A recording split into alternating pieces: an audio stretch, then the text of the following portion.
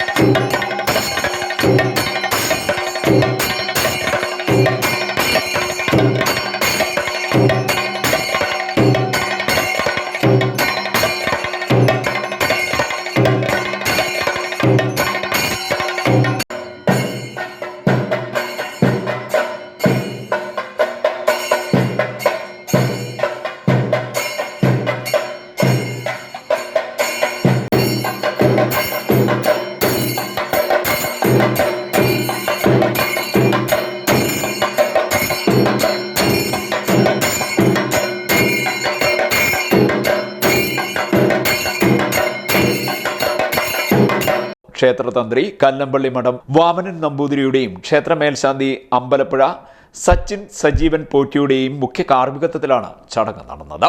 ഇതിനു മുന്നോടിയായി നിർമാല്യ ദർശനം, അഷ്ടദ്രവ്യ ഗണപതി ഹോമം, ഭാഗവത പാരായണം, അന്നദാനം, തിരുവാതിര എന്നിവയും നടന്നു. തൃക്കൊടിയേറ്റിന് ശേഷം മുഴുക്കാപ്പോടുകൂടിയ ദീപാരാധന, സന്ധ്യാമേളം, അത്താഴപൂജ, കരോക്ക ഗാനമേള എന്നിവ നടന്നു. ചടങ്ങുകൾക്ക് ക്ഷേത്ര ഭരണസമിതി ഭാരവാഹികൾ നേതൃത്വം നൽകി. നിരവധി ഭക്തജനങ്ങൾ ചടങ്ങിൽ പങ്കെടുത്തു.